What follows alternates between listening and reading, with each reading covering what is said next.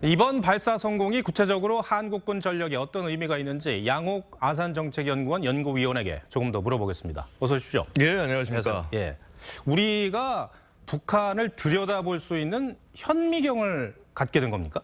예, 뭐 그렇게 평가할 수도 있겠습니다. 사실은요, 우리가 북한을 들여다본 지는 꽤 됐습니다. 네. 이미 1999년에 군사정찰 위성은 아니지만 아리랑 1호를 발사할 때 이제 그때는 해상도 한 6m급.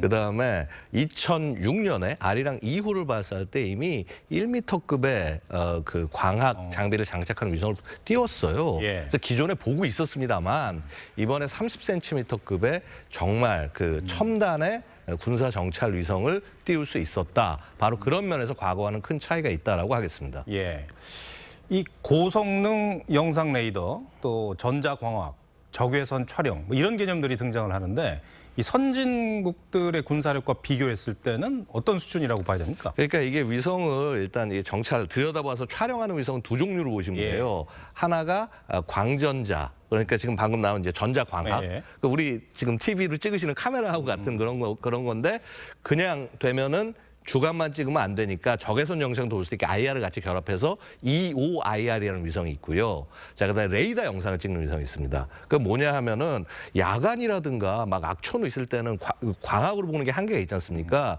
그때 레이더파를 보내서 이제 돌려오면서 그걸로 지상의 영상을 재구성을 하는 거예요. 예. 그래서 이제 그 두 종류의 위성이 있는데 보통 두 개를 하나에 이 조루해서 띄우는 경우들도 있고요. 대한민국은 어떻게 했냐면 일단은 광학 위성 하나, 그다음에 나머지 4대는 그 레이더 위성 이걸 통해서 북한을 끊임없이 감시하겠다. 지금 이런 계획에 있습니다. 아까도 저희가 전해드렸는데 북한 위성과 비교했을 때 성능이 100배라고 그랬거든요. 예, 그러면은 얼마나 구체적으로 들여다볼 수가 있는 거예요? 자, 그러니까 이런 거죠. 보통 이제 북한이 갖고 있는 위성이 3m, 뭐 혹은 심지어는 5m 정도의 해상급이다. 그럼 뭐냐면 사진으로 칠 때 하나의 픽셀 있지 않습니까? 점으로 표현되는 이 픽셀이 3m, 5m면은요, 이걸로는 뭐 차량 무슨 뭐 이렇게 항공기가 제대로 식별하기 어렵습니다.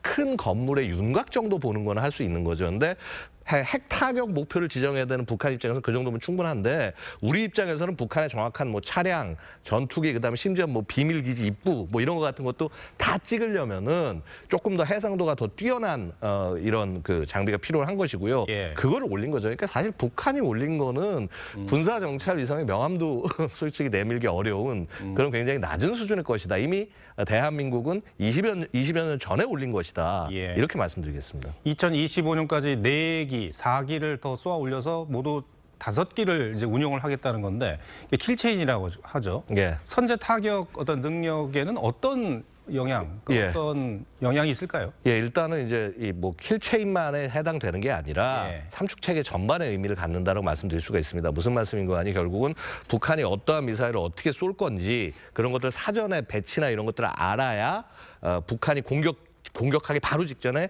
킬체인으로 제거하거나 아니면은 미사일 발사를 할 때 대략 어느 방향에서 어떻게 날아오겠구나. 그래서 미사일 방어에 도움이 되고 그다음에 나중에 북한에 대해서 정밀하게 보복 공격을 할 때 예를 들어서 뭐 김정은 집무실이 어디다, 김정은 위치가 어디다 그것까지 찍어서 공격하려면은 사실은 이러한 수단이 필요하다 말씀을 드릴 수 있는 것이죠. 예.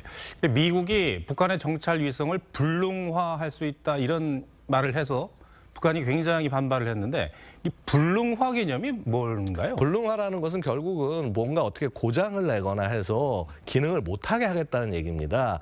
파괴라고까지 직접적으로 파괴 플러스 실제 기능을 못하는 것까지 다 포함한 개념이 되는 것이죠. 그러니까 자신들이 무슨 수단을 써서든 자기네 상공위에서 자신들을 찍는 거를 막겠다라고 얘기를 하는데 사실 뭐 현재 북한의 능력으로는 좀 어렵고요. 현재 그걸 할 수 있는 나라는 중국과 러시아 정도는 그러한 능력, 그러니까 엔타이 셀룰라이트 미사일, 그래서 이제 대위성 미사일 같은 것들을 운용하고 있는데 저희가 우려해야 될 거는 만약에 북한이 그러한 기술을 러시아로부터 얻어갔을 때 이런 부분들은 주의해야 하지 않을까 싶습니다. 예, 알겠습니다. 양 의원님 오늘 설명 잘 들었습니다. 감사합니다.